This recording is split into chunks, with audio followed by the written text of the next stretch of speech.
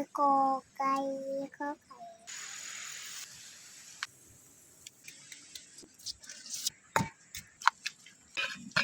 ได้รสชาติอมดาวดำ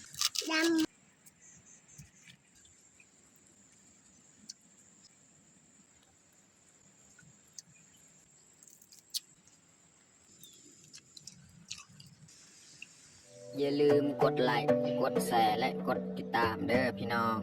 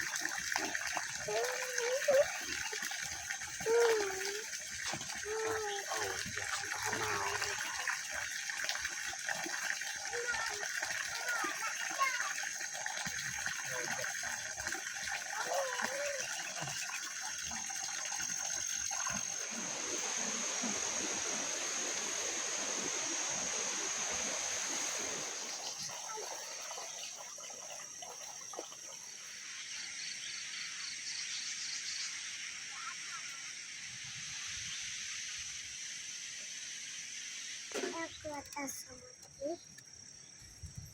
ดังได้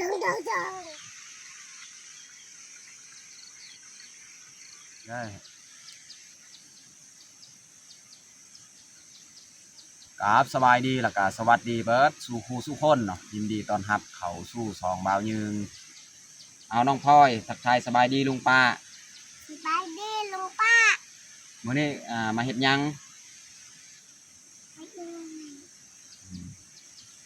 มื้อนี้กะเฮาเข้าให้เอาน้องมุกดาทักทายสบายดี FC สบายดีFC ทุกคนมื้อนี้เฮาก็พาลูกพาผัวเข้าให้คือเก่าเพราะว่าหญ้าให้ก็ยังบ่ทันได้สำเร็จเอาต้องเล็งเข้าให้ตลอดแม่นก็คือมื้อนี้นี่เฮาสิเข้ามาเสียหญ้าให้คือเก่าแหละตามเดิมตามเคยเนาะแต่ว่ามื้อนี้นี่แม่นน้องพลอยมานำเพราะว่าน้องพลอยก็ด้นบ่ได้เข้าอยู่ให้นั่นแหละก็เลยพาน้องพลอยเข้ามาอีกเนาะ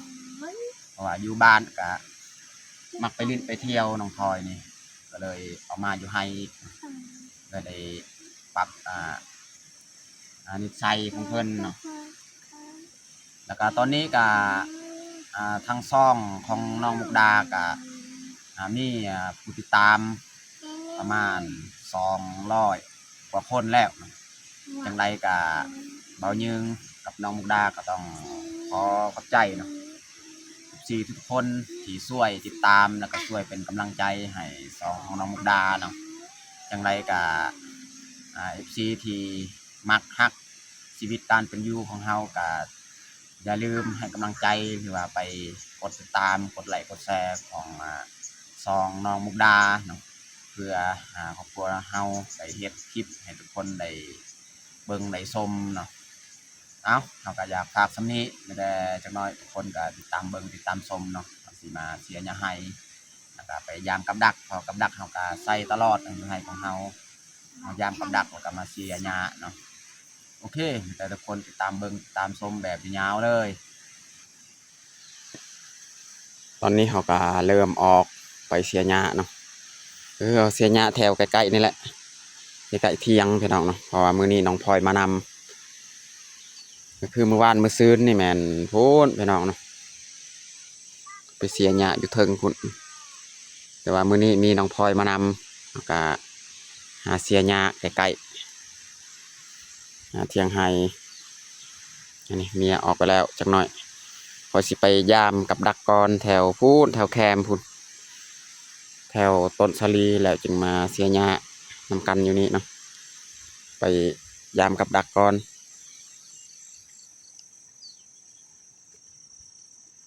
ให้น้องพลอยนี่อยู่เที่ยงแหละ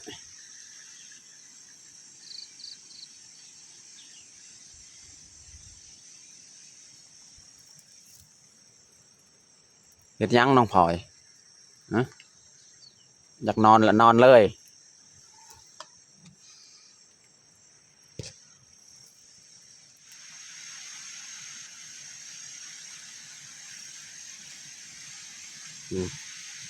ทีนี้อีกลังหนึงนี่ใส่กับดัก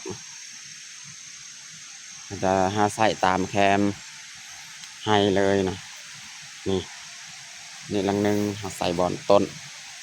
สาลีนและ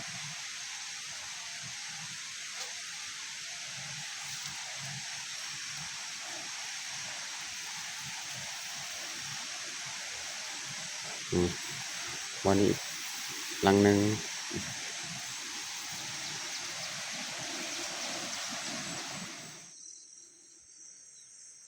มายามกับดักกันนี่ก็ฮอดเทิงแล้วนี่หลังสุดท้ายแล้วมื้อนี้นี่บ่มานพี่น้องพยายามกับดักบ่มานบัดเอามาน้องพลอยนี่บ่มานเลยพี่น้องเนาะพยายามกับดักมาสิกลับมาเสียหญ้าบัดนี้นอนน้องพลอยน้องพลอยนอนพยายามกับดักกะบ่ได้พอโตเลยมื้อนี้นะเนาะมาสิเข้าไปเสียหญ้าก่อน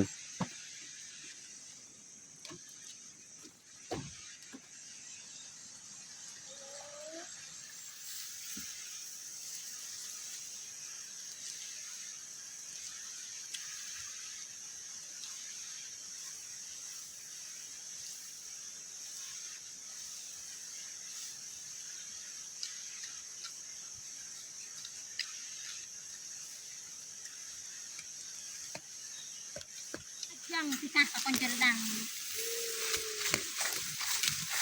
ให้เต็งจะจับตาจะยังตาเลย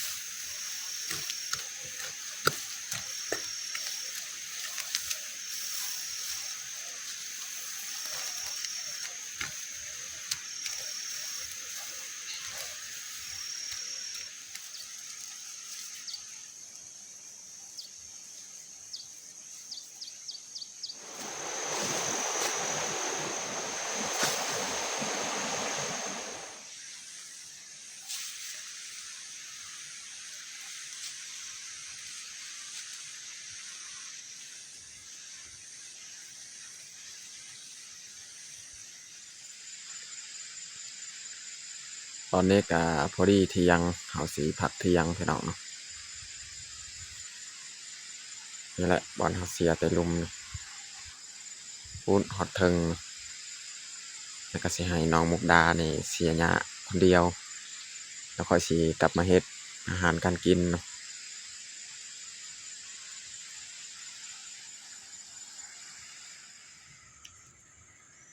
อดีเขามานี่น้องพลอยกะตื่นเลยโดนเติบแล้วน้องพลอยนอนเอาลุกน้องพลอยลุกมาเฮ็ดอาหารการกินเอาสิเกียมเฮ็ดอาหารแหละส่วนเมียก็ยังเสียหยาคือเก่าปกติก็แบบนี้แหละผู้หนึงเสียหยาผู้หนึงมาเฮ็ดอาหารเนาะ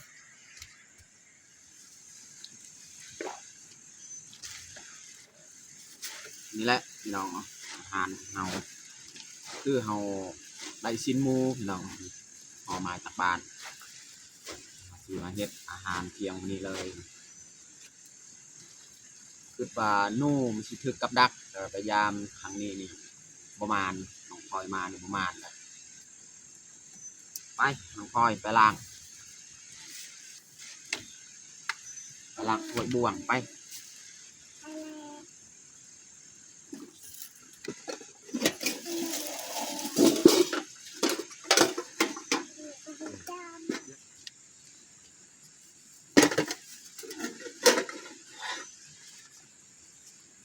ไป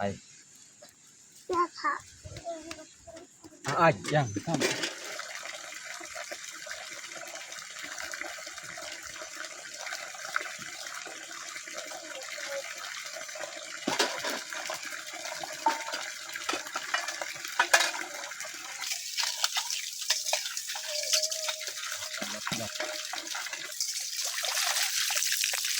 นี่แหละสีนหมูพี่น้องเนาะ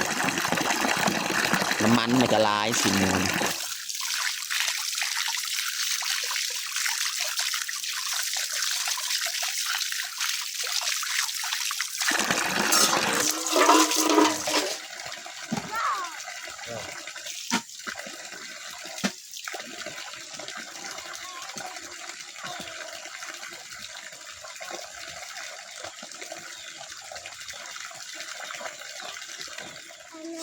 อันนี้เราไปทำความสะอาดเรียบร้อยเนาะ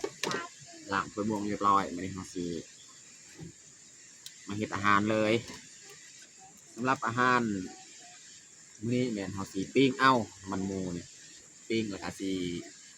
ตำหมักแตงไปหาหมักแตงแต่หมักแตงเดี๋ยวนี้นี่หมักแตงอ่อนจะบ่มีแล้วแต่หมักแตงแก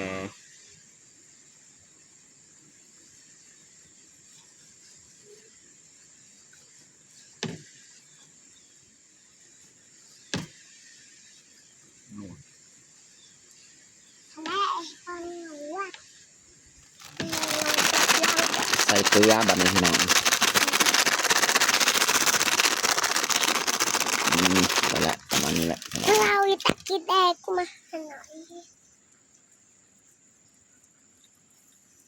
ใหญ่ละพี่กระหัง ไว้ง่าย ไปลงกระเบนโจนตาไป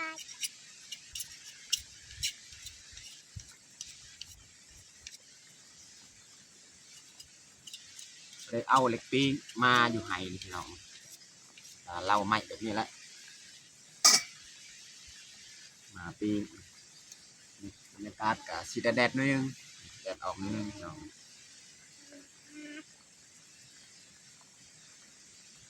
นี่ข้างบ้านนะตา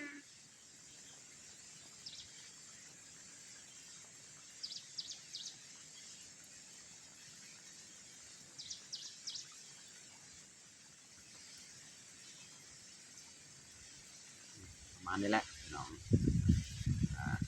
ข้างใส่เลย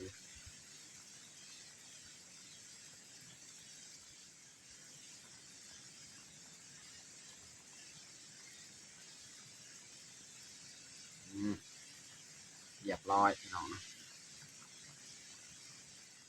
ก็โกไก่ก็ไข่เย็นนี้แล้วก็ขวดข้องเราก็คุยเข้าหนาก็คนคึงกันก็หลานข้างฝามางูใจกล้า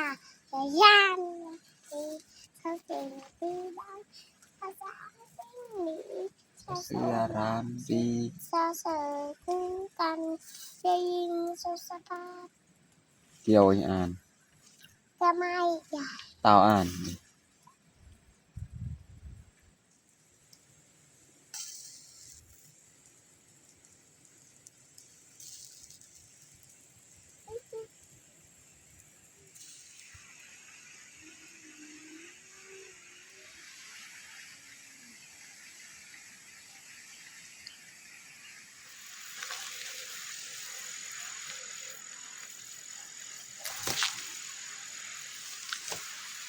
เก็บมักแตง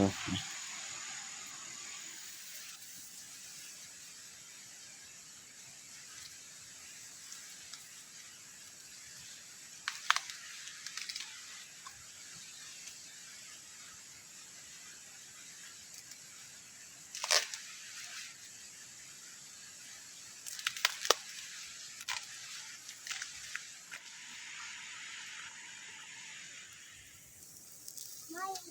ชอบ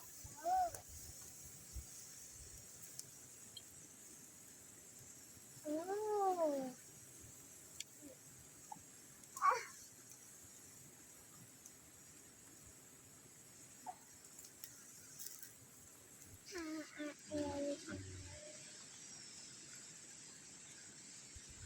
สิตัดเอาครึ่งหนึงเนาะ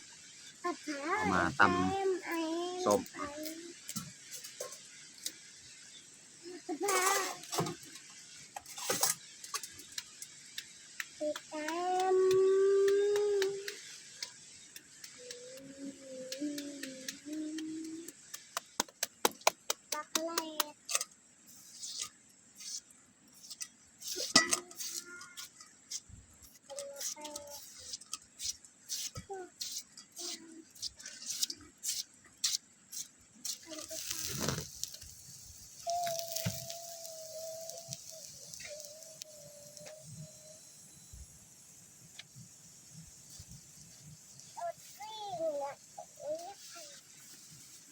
ตอนนี้กับน้องพลอยกำลัง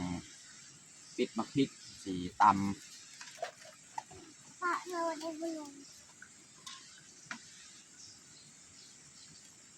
ใช่สีตำมาแตงเนาะใส่กะปิ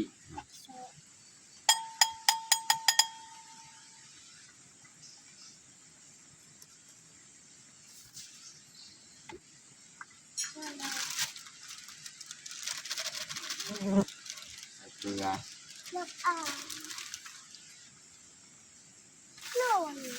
ที่เปลดของเราใส่ผงนัว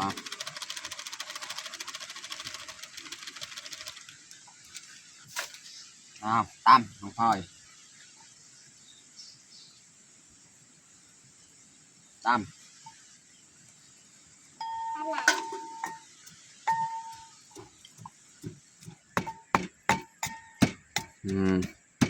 สีมือน้องพลอยและมือนี้นี่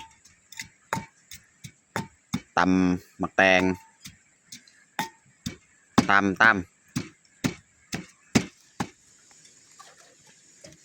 ตอนนี้กับพอดีแรกน้องพลอยต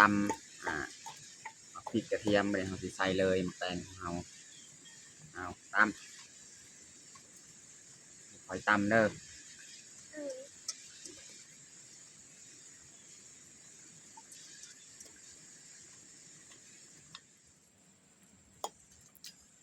บัดนี้เราจะใส่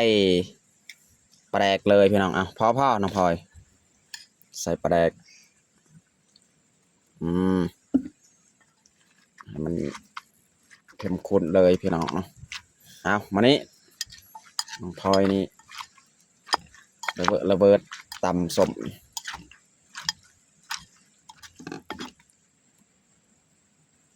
ใส่มะนาว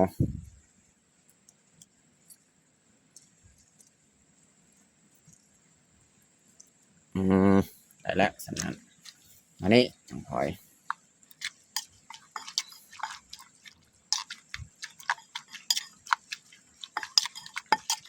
เรียบร้อยพี่น้องตำหมักแตง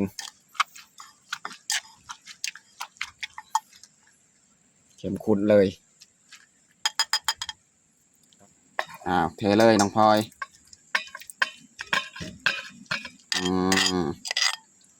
เรียบร้อยสีมือน้องพลอยเฮ็ด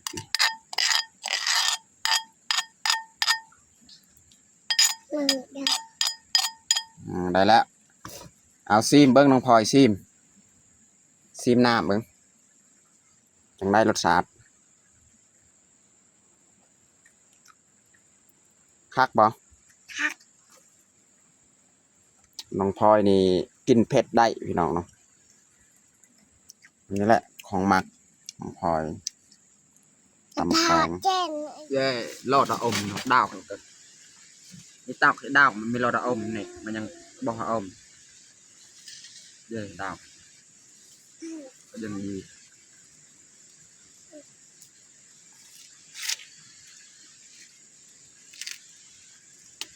ปิ้งข้าวโพดก่อน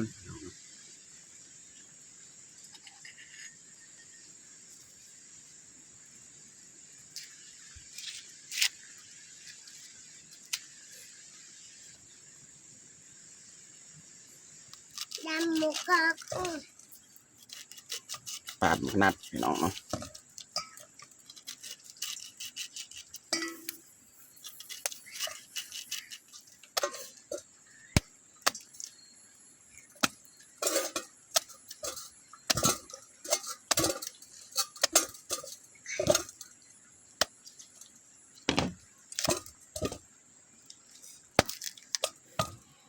จะเผาสลี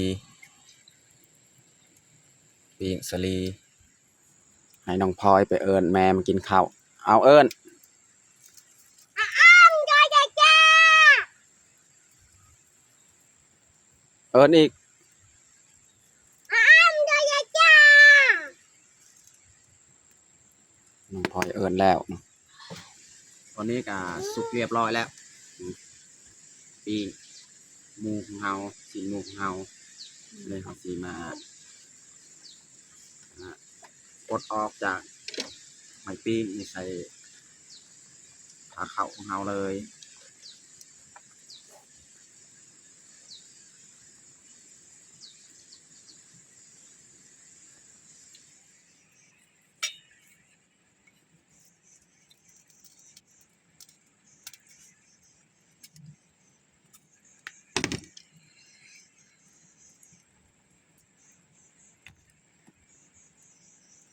เอากับมือซะมันจะ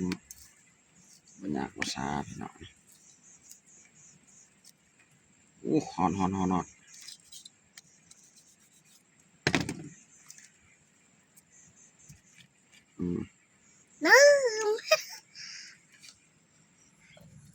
ตอนนี้ก็เรียบร้อยเขาแต่งข้าวของเรา ก็กลัวกู ปิ้งซีนหมูพี่น้องเนาะแล้วก็สลี สลี ปิ้งสลีเผาเนาะ กล้วย แล้วก็มีมะกรูด มะกล้วย แล้วก็ตำมักแตง แล้วก็ตำมักแตง มักนัดพี่น้องเนาะ มักนัดพี่น้องนี่ แล้วก็มักมีพี่น้องเนาะ นี่พี่น้อง อาหารเที่ยงของเฮามื้อนี้ก็จัดเต็มที่เลยพี่น้องเนาะหลายอย่างตอนนี้ก็เรียบร้อยเฮาแต่งข้าวของเฮาแต่เฮาจะลงมือกินข้าวเที่ยงเลยเอามาเด้อมากินข้าวเที่ยงน้ำกันเอาน้องพลอยเอิญลุงปามากินข้าว เอามาเด้อมากินข้าวเที่ยงน้ำกัน เ เอามาเด้อพี่น้องมากินข้าวเที่ยงน้ำกัน กินพลอยกินน้องพลอยมื้อนี้นี่เต็มที่เลยอาหารหลายอย่างมากมาย ปลาโนปลา มีปลาแง่สุดุจอมตำพุงบนมาหมดสาด หมู่บ้าน ทุกอย่างคือโยนกับพี่แล้วคือตา คักพี่น้องตำพุงมันตำพุงตำมักแตงน้องพลอยตำ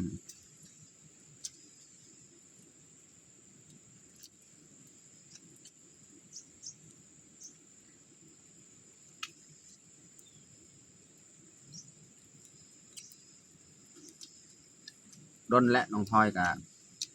บได้เขาให้มื้อนี้อีกเขาให้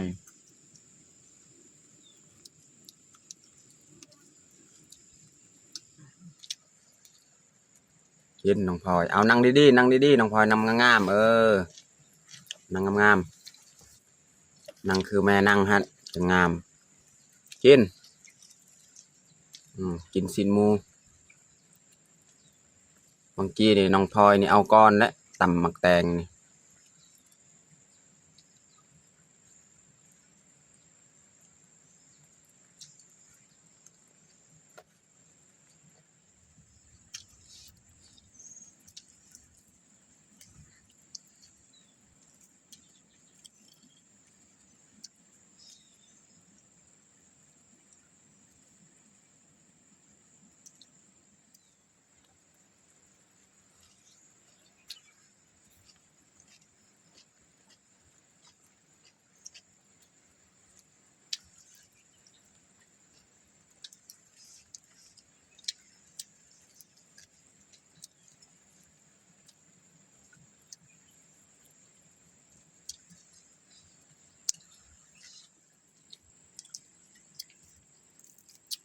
หนังกรอบนี่พี่น้องเนาะ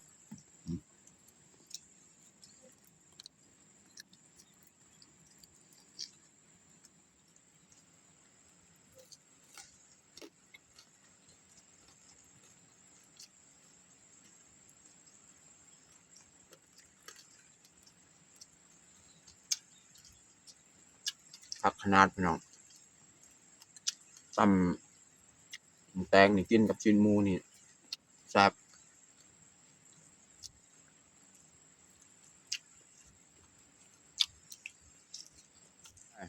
จนโน่นกับพี่จ๋า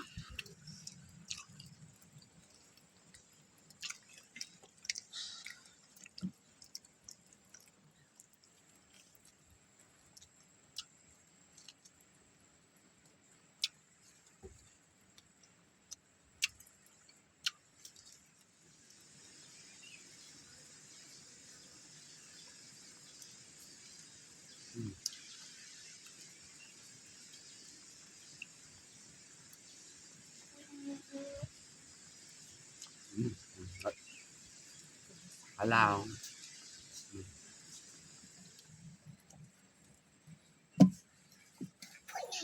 อ้วน